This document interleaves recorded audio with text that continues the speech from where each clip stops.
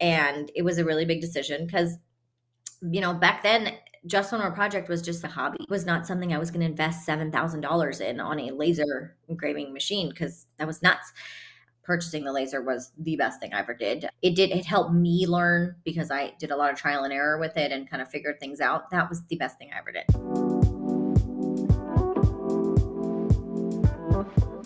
I recently had the opportunity to sit down with Bale from Just One More Project. If you know Bale, you probably know her as an educator on Adobe Illustrator creating SVGs for lasers. But what you might not know is that that's not where Bale got her start. She actually started out making physical products. So in this conversation, we're going to talk a little bit about that and how she became in the top 1% of Etsy sellers. Pretty cool, right? If you want to know more about Bale, all of her links are below in the description, but let's get started. Welcome, Bale. I am super excited to talk to you today about your business and really get into some of the things that you have learned over time with your Glowforge and Etsy specifically, because I know you had really great success there. And then talk about what you do today. So first off, let's introduce yourself, let everyone know who you are and what you do now. And then let's go back to the beginning of your business. Yay! Well, thank you, Katie. I know we've been trying to schedule this forever, and I'm glad that we finally got it. Two busy moms trying to get our schedules together is like really fun, guys. So we're here. We did it.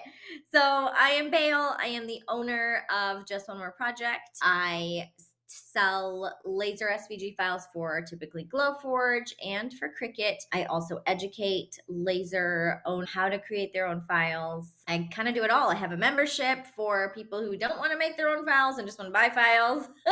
I have it all. I'm a mom of two girls, so most of my life just consists of running around and doing all the things. And, when I'm not doing that, I'm doing this. How did you get started? And has this always been your business or did you start with something totally different? Ooh, okay, so I started digital. I went digital about, 2019, I think. Before that, I had a product based business and I was selling like cute little handmade bows and things because I had two little girls, and, they wanted bows. And I was like, well, I might as well sell these. So it actually turned into a really fun business. I'm originally a social worker. That's what I went to school for. After I had kids, I was like, this schedule is really not working for us. And so put that on hold for a little bit. And then obviously, with kids at home, I'm a creator at heart. So, I just couldn't not make. So I was making cute little bows, selling those at craft fairs and doing all of that. And then finally decided I want to dabble in the whole digital end of things and got in and never turned back. When you were doing physical products, were you doing Etsy or were you doing your own? Etsy. Mostly I was selling at like craft shows and vendor shows and things like that, like locally. And that's where Just One More Project kind of started. And then it just sort of turned into something else. And that's kind of the whole motto of Just One More Project. It's kind of been like a revolving brand because it's Just One More Project. Yeah. So What were you making with when you were making bows and all that stuff? Was this? So I started off, I don't know if you guys remember, do you know what a cuddle bug is?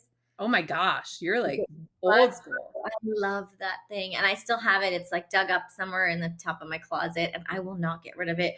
I have like totally evolved since then. Can you imagine the cool bows I can make with my laser now? My gosh. But I had the cuddle bug and then the little die cut rotary. And I made some pretty fun stuff with that. And I'm still going to keep it because it's just my ancient little machine. When you started going digital, did you do for Cricut first? So I had a Cricut. So I was actually using my Cricut with the product-based business to cut out my labels and cut out like things like that, just like the bow holders and things like that. So I was using the Cricut. Did I know what I was doing? No, I had no idea. But I was just sort of winging it, I think, the whole time. And then I started going digital. I started focusing on like t-shirt design and kind of like text-based designs and things like that. That really, it just like, I don't know, totally hit it off. I wouldn't say overnight, but I would say over a few months, I was like, wow, this is passive income. Wow, this is great. And I was like, I'm making more than I made with selling bows. I'm going to stop for a little bit. And so I just did. And then I put that behind me. If you go in my attic, there's probably giant boxes of like hundreds of bows. So they're all in there one day. When you started doing the digital, how did you know what to focus on? Like, are you a big researcher? Did you just kind of do things you So like? How did you I, look at trends? there's a whole when with obviously the market for selling t-shirt designs is so saturated, so you have to kind of start with like your calendar holidays. You have to start with like Valentine's Day and Christmas and Halloween, and like make sure that you're building up a library of those kinds of things. And I feel like after a good year, I had a good solid couple of designs for each holiday. I'm also Muslim, and so I had a lot of like Ramadan designs and Eid designs, and I kind of was like selling a lot of those too. So I kind of kept that part of the designs, which was good. And then about, I want to say, a year or so, maybe a yearish, I realized, and I really had no idea what I was doing. I was just kind of like learning, YouTubing, figuring out like, what on earth, how do I do this with this file? And I was just, somehow it was working and it was great. Then I figured out that SVGs are the same file that Glowforge uses. And I was like, wow, I could totally do this. Still had no idea. Like, I didn't even know.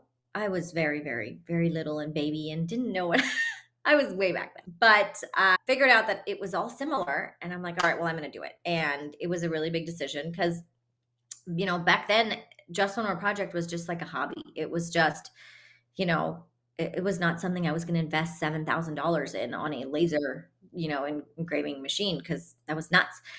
So I did, took a big deep breath and bought the laser and never looked back. So So you bought the Glowforge with the intent to design files for it. yeah, absolutely. I was not thinking I was going to make physical products. Obviously, like people who say, you're a crafter and then an accidental business after you have a crafting machine. I feel like everybody says that, but I bought the laser with the intention of testing files. I knew that I didn't want to do all the physical products because I mean, there's something about going to sleep and waking up and then looking at your phone and being like, oh, wow, I made that much money right now. Wow, okay. There's I don't know if you Etsy shop sellers who sell physical product, there's kind of like a little feeling that you get the second you get that little cha-ching when it's a physical order, because you're like, oh, I gotta make that. Yeah. Okay. Not like, yay, it's like, oh shoot, I gotta go and do that right now. That's gonna take a little bit of time. So it's kind of like a bittersweet, like you're happy to do it, but then you're not happy to do it. Yeah. Like put all that behind me. But I had honestly thought about, before I bought my Glowforge, did I even need a Glowforge? Because I wanted to just make files. And I really think it was a great decision because um there's ways that you can test your files. You can send them to there's tons of Facebook groups where you can, send your files and test them in exchange for, using the file and that kind of stuff. That just wasn't for me. I mean, I've done it a little bit, but there's just something about looking at it being cut, holding it in your hand and saying, oh yeah, that's how it's going to work. That's how it worked. And it was good. When you started designing for the Glowforge, did you intend to create for just like crafters that wanted to make their stuff for like friends and family or for themselves? Or did you have what was your niche? Did you have So one? Did you just... I like to do things with my hands. So I knew that I really liked the macrame type stuff. And I started with filling my Etsy shop with, all the year thing, holidays and that kind of stuff. But then I realized that I really, really like making those kind of macrame type things, designs, and things that you can add some, pretty cording to and just make it look pretty. So I kind of am shifting towards that. I have noticed though that a lot of people do come to me who are small businesses that are looking for products that are easily customizable. So you'll see a lot of things that I offer that are just like, you can slap a name on it and sell it, or you can, put a quote on it and sell it. So everything that I started working on is a finished product, but it does need something else to it. Like it's for crafters, it's for small business owners, but they have to add their creativeness to it also. So I do the hard work behind the scenes and then give it to you. What do you do with all of your samples that you make? I'm always curious about this. People who design and make a ton of stuff, where does it all go? I like can't sleep at night sometimes thinking about this. I have boxes and boxes of stuff. And then I'm like, gosh, what a waste of all of this beautiful product and all these beautiful supplies. The boxes are just growing. And Well, I don't know.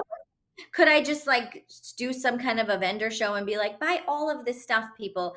Um, you'll see most of the stuff that I make has my kids' names on it. And I'm like, Right. here, guys, this was not supposed to be this, most of the stuff that I make just ends up in their rooms and they're like, can I draw on this? And I'm like, yeah, just go for it. So kind of how it turns into. But some of the stuff actually turns into really great, and I end up selling physical product or locally and just posting it on kind of neighborhood groups and things. So when you became in the top 1% of Etsy sellers, what does that mean?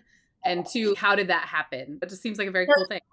Okay, when I started with the t-shirt shop, you have to be so incredibly consistent. Like you literally have to be in your Etsy shop every day, tweaking something, adding something, changing something, selling something. I mean, you can't get to the top 1% without selling, obviously. And so I did not use any kind of ads. I didn't kind of do any, I never had email marketing back then. I was just super duper consistent. And I feel like it was really organic because as I was adding files to that shop for that season, for that holiday, it was just happening every single day, So that it just naturally kind of passed. And one day I kind of looked it up and I'm like, oh my gosh, it's like at 2%. Or no, now it's 1%. Wow. Is it dollars or is it units? Do you know? I think it is units. I Okay. think it's units. Yeah. If you were thinking about for the physical sellers that are watching, for them to start really focusing on an Etsy shop, because my recommendation is almost always start with an Etsy shop Oh yeah. because one, it's low barrier of entry, right? It's not that complicated. Yes, you need to understand how to fill out your descriptions and your tags and everything correctly. But as far as, No, you have to understand. Yeah, right, absolutely. as far as your investment in a website and all of those things and traffic and driving all of those things, it's very low barrier to entry. Yeah. What would you say to those product sellers? How would you tell them to maximize their shop from the beginning? So always start on Etsy. Absolutely. Totally worth it. You're getting free traffic from Etsy. It's That's where you go. That's where you start. But I would highly recommend to have your own website, not necessarily to sell your products, but to link your products. I mean, you need that's your space on the internet. You have to have your own space. Etsy is not your own space. It's Etsy space, you know what I mean? And even if like when I started my own website, I use it as a landing page and I linked my Etsy shops and different products and things on there. And then eventually I was like, well, what if Etsy just shuts me down? That would be, and then which is very, very possible that that can happen. But then I started listing my products on my own website. And then, so now I kind of have like every time I create a new product, I list it on my website, then I list it on Etsy, and then I list it on, the other platforms that I'm on. So it's, it's kind of an ordeal, which you don't have to do. If you just want to stick with one place, that's great. But I would totally say have a website also, just so that you can establish your brand on that website. It kind of gets lost in Etsy, but if you are a product based seller, I would make sure that you are in there. Make sure you're in your shop, you're tweaking, changing your announcements, you are, responding to your customers, all of that kind of stuff. It's so big. You can't just leave it and ignore it because Etsy wants you in there, once you logged in, once you doing all that stuff. And it really does make a difference. So, Yeah, on Etsy, more is more. oh, yeah, Like, absolutely. yeah. The cool thing is that when you log into your Etsy dashboard, you can see how many views you have for the day, how many sales, like that kind of stuff. And I will notice that if I don't log in for, I don't know, 2-3 weeks or something, I'll be like, oh wow, it is totally changed. So definitely go in there. Even if you just like move around a little listing, just do something. So for new laser owners, you and I both obviously recommend learn Adobe Illustrator. Like, Oh God, even if yes. you're going to buy files, even if you want to do a mix, learn Adobe Illustrator. There's lots of other options. You can use Silhouette Studio, you can use Inkscape. There are CorelDRAW, I think. How did you know Illustrator was the right tool? How did you learn Illustrator? And then why are you so committed to teaching it? So there's lots of other tools, right? Like obviously the monthly aspect of it was just a little daunting to me. It drives me nuts that I just can't pay for a software and be like, that's it, I'm done. When I think you can do that with a Silhouette Business Edition and pay Mhm. for it and be done with it, that's fine. I had dabbled with Photoshop before. I knew that it was something I could probably learn. I knew that I had just been putting it off for a while, and I had just sort of been like, I'll figure it out. Honestly, when I got into Illustrator, I realized that, as intimidated as I was, it really wasn't that intimidating once you got into it and we're like, oh, okay, that makes sense. And once you actually create something and you're like, well, that wasn't terribly hard. You really can, and now I'm just so committed to teaching because I have made all the mistakes. I did all the stuff wrong first, and so I don't want other people to do that wrong stuff anyway. I know that there's things that you can click that'll make everything disappear, and then you're like, oh my gosh, what happened? And I know what that is. I know exactly how to fix it. And so I did all that stuff, and um it's not as scary as it seems. If I, who had no background at all doing any kind of techie stuff, can do this and run a business, you can totally do it too. So yeah, it's not that scary.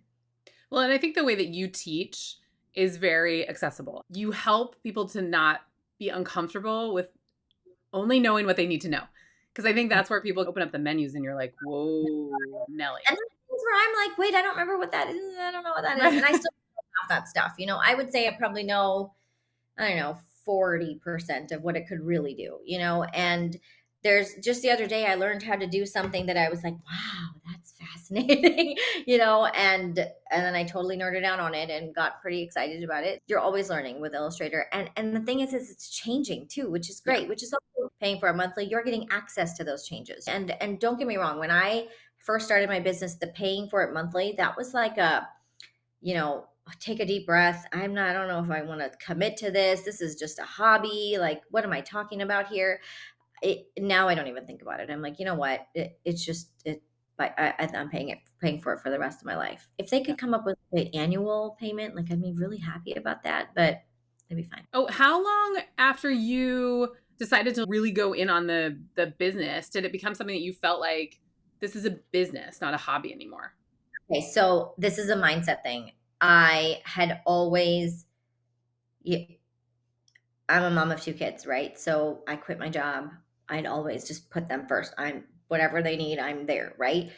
And it was the whole keeping your business as like a side hobby kind of thing in my mind. And the second I changed that, I would notice things that I would tell my kids, hey, mommy's working right now. You got to give me a little bit. As soon as I started saying things like that and like mentally kind of framing things like that in my head, I think it started turning into a real business. Like it was more me. It was a business. It was a business the whole time, and I just didn't think about that. Um, but now I'll tell my kids, you know, mommy's got to work today. They were off on Monday and I still had to do a bunch of stuff. I was like, well, you have to let mommy work like 2 or 3 hours and then we'll go do whatever you guys want to do. So it's just changing that mindset, I feel like. And that really helped me not only be a little more confident in like, I am running this business and it's just me and I have all these tasks to do versus it was just a side thing. There is a definite positive side of running your own business. My kids were off. They had President's Day off, but they also had Thursday and Friday off last week, and I didn't work. It was nice because I was like, well, I'm stuck with them, but it was like, okay, I'm going to do everything I need to do on Wednesday and kind of put a couple of things on pause. And the great thing about it is if you're running a shop on Etsy, you can run it with your cell phone and you can be out and about and answer your questions and do your things. I mean, obviously I wasn't listing new files or doing anything like that, but the nice thing about it is you can put it on hold. You can put in how much you want. You can put in as little as you want. So it's not terrible. Thinking about the first tools that you put in place and you were giving recommendations to new business owners to help set themselves up for success right away. What are those systems and those things that you're like, oh, I really wish I would have done that first? For me, it was getting the right email provider and understanding how the heck to use it and create a welcome sequence. Just even if I didn't have much to say, but just to like have it in place. I read something the other day. Who cares if your email audience is small? Because if you had 15 people sitting in your living room, you wouldn't ignore them. Yep. So those people have chosen to be on your email list, right? So what are things like that for you? Yes, I definitely. You think just like I do. email for sure. And you don't even have to pay for it. There's so many free email list providers that you can just go with. And there's MailChimp, there's so many. I personally love Flowdesk. There's ConvertKit. I never thought I would be like making sequences and making workflows and segmenting emails. I had no idea what I was doing, but I do now.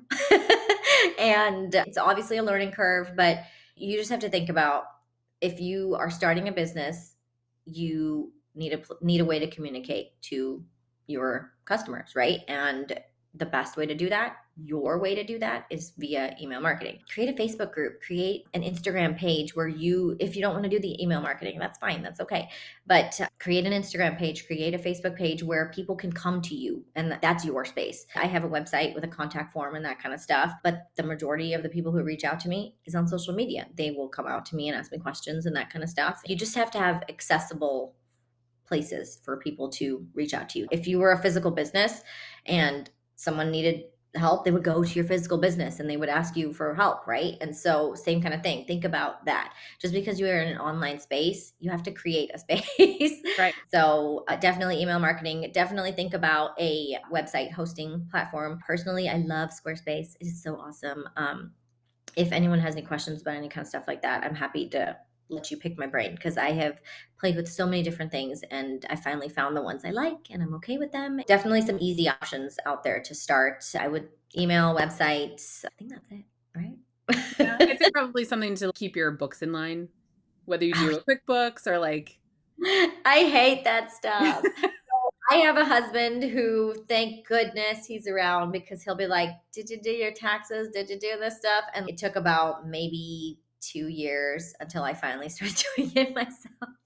Oh, it's so embarrassing. But here we go. So I would say 2022 was the first year that I was like, didn't have to do very much because it's all locked in there. Very nice. So there's definitely options for that. I use QuickBooks. I pay for it monthly, but there's so many options that you don't have to pay for monthly. Yep. So again, if you are kind of scared about adding all those extra things, I mean, here we are. We added Illustrator. We added like email marketing. We added website.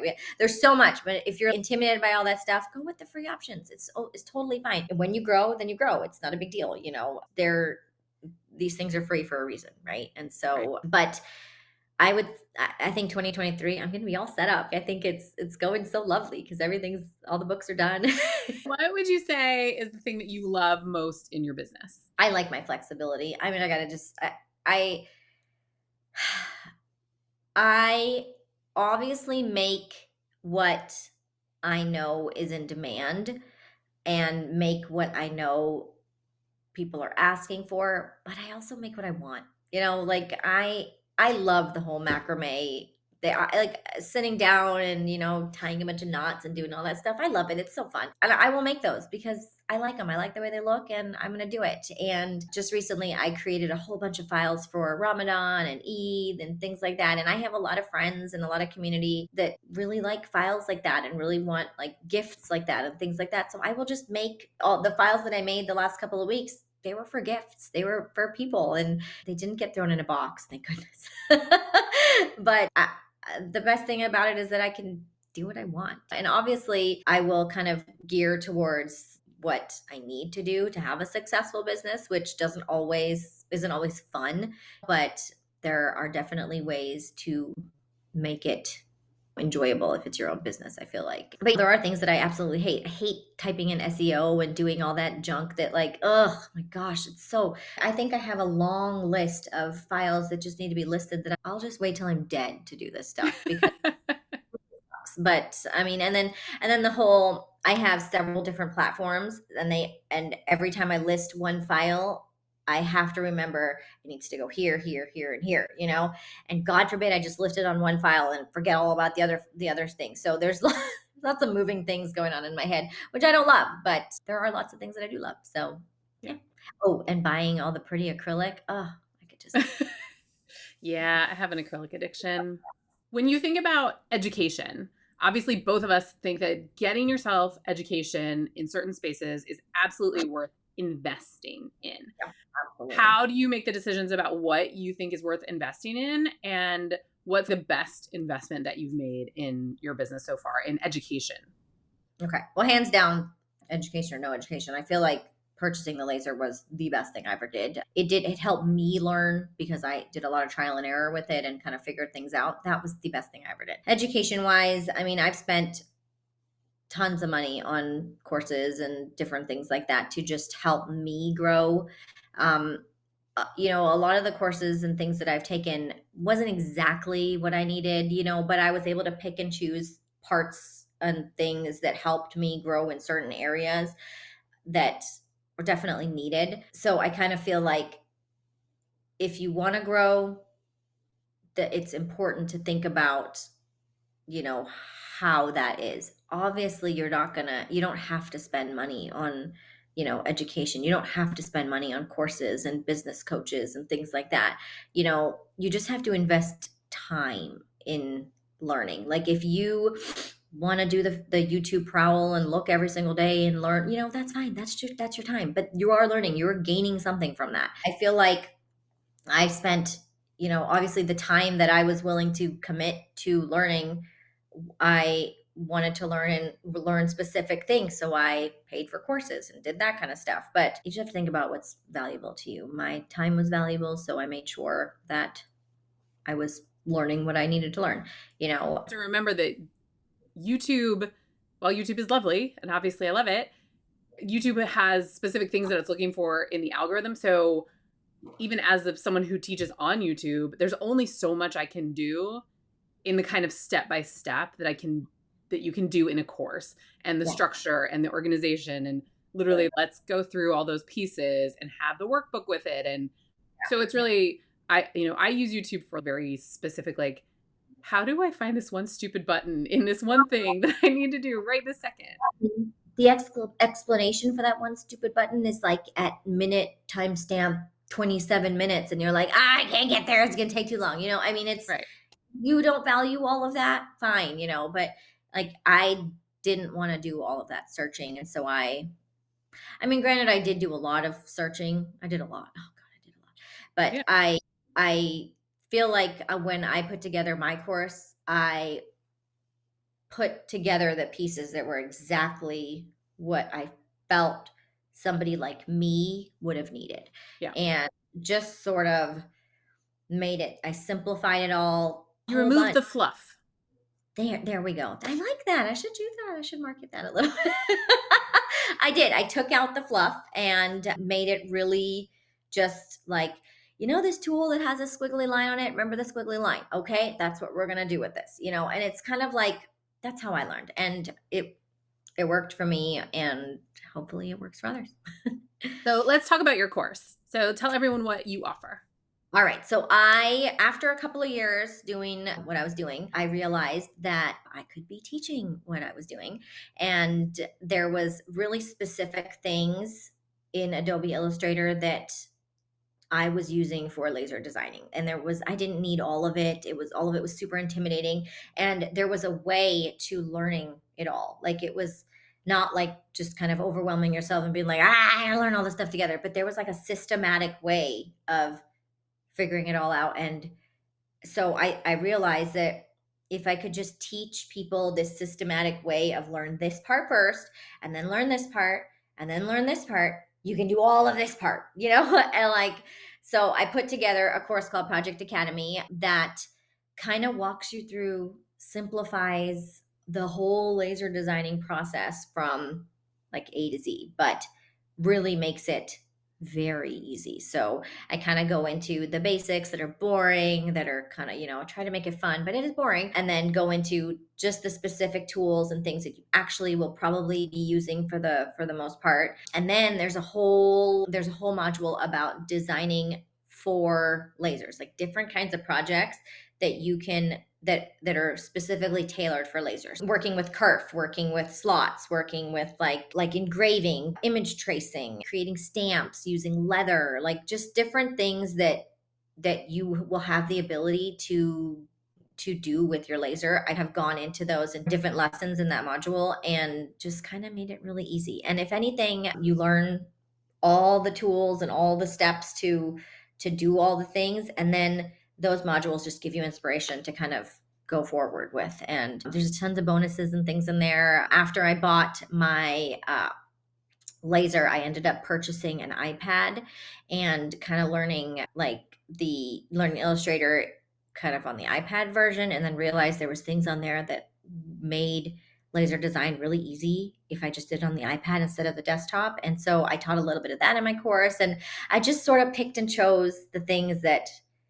you really just need to know. Like you don't have to learn all that jazz to design laser files. The course is geared for makers. The course is geared for small business owners who want to create their own files to sell physical products. There's also so many makers out there that are retired and they've bought a laser and it's a hobby, but they have no idea what they're doing with designing. And so the course is kind of like, if you buy a Glowforge, you probably want to take something like this so you know what you're doing. But it is all Adobe Illustrator, so you have to be ready to pay for that. A couple things that are great about your course is that you can do things in bite-sized pieces. So you can get to a point where you're like, oh, I made this thing. And you feel accomplishment along the way, which is what I love, versus some of these other things that I've had to invest in that I'm like, I'm not going to see results from this And you and I have for talked about that. months. Yeah, I know. And I feel like the way that it's set up is like we'll make little things that and I feel like in the lessons they're very, let's start with making a stamp. Okay. Yeah, I'm going to show you how you're going to do. Let's go through all these steps. And all the steps that we're doing are things that you've already learned about how to do in previous modules and right. previous lessons. So the good thing about taking a course though that's self-paced is you can just do it when you want. Like it's great. You don't have to like learn it all in one weekend. You could if you absolutely want to, but you don't. Like if you're a busy mom or a busy parent and you don't have the time and you just want to do it in the evenings and kind of dabble a little bit with it when your kids are in bed, great. Like you totally can. The lessons are set up pretty short. So I feel like they're like maybe between 5 and 10-minute lessons. Yeah. They're quick. You can kind of zip through them. You can do some practice after that. And then, yeah, it's something I wish that I had like had before when I had started. Well, and I think it's fun too, just if you think about the way that I create things is sometimes I'll buy a file because I'm like, oh, by the time I actually make that thing, I could do it and I could make my version, but it would take me so long. And I like their version. I'm just gonna buy it. Yeah. So I'm like, if I do the calculation of my time versus $5, probably gonna pay the $5. Yeah. But I also then can just take things like from Creative Fabrica and I can go then put that into something and create a whole design around this illustration I want to engrave or whatever. And I wouldn't have had those skills. And that would have been really frustrating because you get an idea in your head and being able to actually execute it without relying on somebody else is a big thing. And that's the big thing. Like, let's say you are a small business owner and you have a customer who's like, well, I really want you to make this for me. And I really want it to look like this. And then you're like, well, I can picture that in my head, but I don't know how the heck to put that on an Illustrator, and like, I will give you ways of, someone has come up with this design and I will give you ways of how you can create that with using all the different tools and different things that are available to you. And it's not that much. There's not that many tools and things that you actually need to learn. So yeah, and that's kind of the whole thing. Because if you are a small business owner, you want to be able to bring other people's ideas to life, bring your ideas to life. And it's really hard to search Etsy and search Creative Fabrica for something that you're looking for that's really specific, and like you're buying a $5 file that's like kind of what you wanted but not really, and you're just like, well, I'll just go with it because whatever, and that sucks. That's a sucky feeling for someone who is creative and someone who's a maker and someone who has a wonderful, beautiful mind that has all these amazing things that they want to create, but then they're like, nah, I'm gonna make that instead. And that sucks. So yeah, not cool. Talk to me on the internet. There's a lot of complaining about Glowforge and a lot of questions about, is a Glowforge the right tool? And I think some of the benefits of Glowforge for me, and I want to hear what you think, are one, it's super easy. It's very accessible to learn. There's not as much to learn at once, and you can more confidently make things right away. Two, I think there is a pretty good Glowforge community. And I think like people like you and I have met just through knowing Glowforge stuff. and there is definitely a community over competition. Yeah. I feel like, and the fact that you are someone who sells files, teaching other people to make files, I think is a wonderful what thing. business was that? What was I thinking? Right. So talk to Yeah. me about like your experience with Glowforge. Do you still think it's the right tool for people? And what else have you liked about it? Well, I'm curious also because you have both. You have a Yep. Glowforge and you have a Thunder laser. Is Yep. that My one of your thunder back there. Yep. awesome? I feel like there's pros and cons for all of that. I mean, coming from me who is working out of a small bedroom in a home, the Glowforge is the right tool for me. There's no way I can put a giant laser in a bedroom up here, and I mean it's just not possible. Do I have the space for it? Possibly, but I don't know. So I feel like the pros are obviously the space and that kind of stuff, to have such an accessible machine for you to create with. They've made it accessible, they've made it easy. You just need a window, which is great. And like that's it. Having a giant laser would be so fun, but is it accessible? I don't know. I don't think I could bring it up the stairs. I don't know if you guys have ever heard my story of when my Glowforge came in the mail. My husband was working, and well, he was working, and I was like so excited to get the Glowforge up the stairs that I basically like heaved it up the stairs myself. And I don't think I think I pushed much harder pushing that thing up the stairs than I had ever given birth. Like it was so, and I think I might have posted a video like of me like sweating and panting, like I did it. But like that, I won't forget that. But that you could tell like it was like my third baby Yep. that I pushed all the way up the stairs. So That obviously the accessibility is important, but what else do you think are reasons that a Glowforge is still a really good tool and an investment? community is just so giving. I have met so many wonderful people, so many amazing makers that like I can't go back. I mean, I'm so grateful. And I say this over and over. I had debated forever to buy the machine, and I think I probably waited a year until I finally just convinced. I think I just hit the add to cart button and didn't even tell my husband. One day I was like, I spent $7,000. And I just did it. And I'm so grateful that I have met wonderful people. I had an issue with my Glowforge that I think it was like the laser head was doing something funny, and like took me, I don't know, like a day. They sorted it all out. They sent me a new one. It was like figured out very quickly, which is not always the case. I've heard lots of horrible Right. stories. It's terrible, but my experience has been great, and I am going to knock on wood, and it's been good.